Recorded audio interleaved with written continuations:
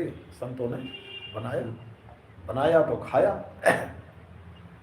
खाए और खा पी करके जो है वैष्णव में कहते हैं ना, जेवत संत हरिहर करे धन पुरुषन के भाग, तिनके घर पावन भय संत पधारे आए। यानी कि जिनके घर, जिनके जो है घर संत आ जाए उनके बड़े भाग हैं। क्या है? भाग। अच्छे। अब जो है एक राम का नाम लेकर भोजन किया, भोजन करके सब विश्राम करने लगे। वहाँ गर्मी का महीना था, पेड़ ओड़ थे, लोग पेड़ों के नीचे अपना आसन लगा कर के सो गए। उसकी पत्नी घर में थी। अब 12 बजे रात में आया अजामिल लूटपाट करके, खूब शिकार उकार करके, कई जानवरों का गीदड़ उदड़ मार के आया। इतना बड़ा जो है झोली में आया तो देखा कि हमारे दरवाजे पर थे संत लोग सब जो है चारों तरफ आसन लगाए। बड़ा गुस्सा हुआ, बड़े तेज चिल्लाया, बोला तुम लोग कौन हो? तुम्हारी हिम्मत कैसे हुई हमारे दरवाजे पर जो है कि आसन लगाने की, सोने की? बेचारे संत घबरा गए। एक बोला कि महंत जी से बोला, गुरुजी मैं पहले कह रहा था दुष्ट आ गया, अब क्या होगा? मैं तो पहले कह रहा यहाँ से भाग चलो। बोले कोई बात नहीं।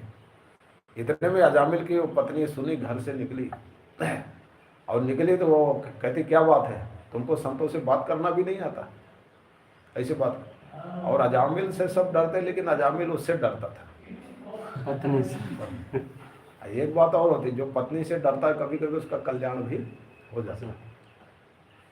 जब वो बोली संतों के पक्ष में, बोला अच्छा आपने रखा? बोली मैंने रखा है, तुम्हारा क्या लिया है? वो बेचारे रात हो गई थी, रात में विश्राम करे, सुबह चले जाए, तुम्हारे क्या ले जा रहे हैं?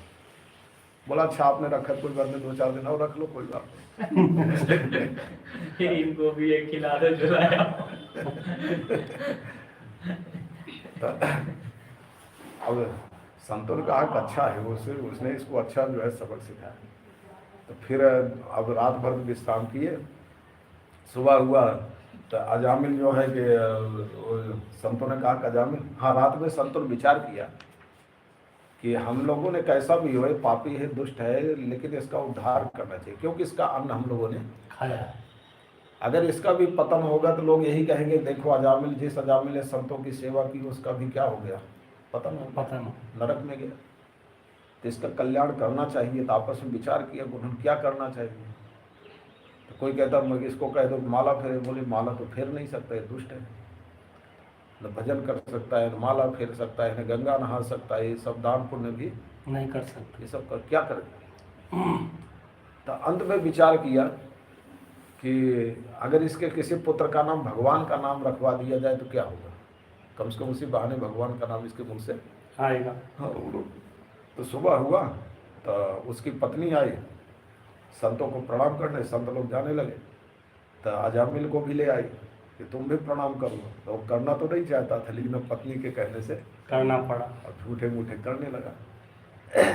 तो संतों ने कहा कि अजामिल ऐसा है कि हम लोग कल तुम्हारे यहाँ भोजन किए, विश्राम किए, और संत लोग जिसके यहाँ खाते हैं उसके यहाँ दक्षिणा भी लेते हैं।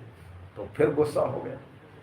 उसने कहा कि हमने तुम लोगों का सोटा लोटा लंगोटा नहीं छीना, यही बहुत बड़ी दक्षिणा है, नहीं तो हम तो ये भी छीन लेते। अब चले जाओ सीधा। उसकी पत्नी बोली कम से कम तुम जो है कि सुन भी नहीं सकते, बात तो सुन लो। बोला अच्छा आप कह रहे हो तो मैं सुन लेता हूँ। तो फिर जो है बोले हाँ सुनाओ महाराज क्या है। बोले कि ऐसा है कि हम कोई रुपया पैसा नहीं दक्षिणा मांग रहे हैं, हम तो ये कह रहे हैं कि ये बताओ तुम्हारे कितने बेटे हैं। तो बोले महाराज 9 बेटे, और 10वां बेटा माँ के पेट में है, वो भी पैदा होने वाला है 1 महीने में। बोले अब कि तुम्हारा जो सबसे छोटा बेटा पैदा होगा तो उसका नाम नारायण रख देना, यही मेरी दक्षिणा है। अजामिल बोला कि रख दूंगा, इसमें हमारा क्या खर्चा हो रहा है, नाम ही तो रखना है, कोई ना कोई नाम रखना, नारायण रख दूंगा। बोले ठीक है महाराज रख दूंगा। संत लोग तो चले गए। अब नारायण नाम अपने छोटे बेटे जब वो पैदा हुआ तो उसका नाम क्या रख दिया, नारायण। लेकिन छोटा बेटा था, बड़ा प्यारा था, तब हर समय उसी को बुलाता है, नारायण इधर आओ, नारायण क्या कर रहे हो, हैं? नारायण नारायण करता। तो कम से कम बेटे के बहाने ही भगवान का नाम उसके मुख से। देखो एक बात और है, उसने नारायण नाम तो लिया, लेकिन नारायण भगवान को भगवान का नाम लेकर नहीं बोला, बेला बोला तो बेटे का, भले नारायण का नाम भगवान का है लेकिन बुलाया तो बेटे को ही ना।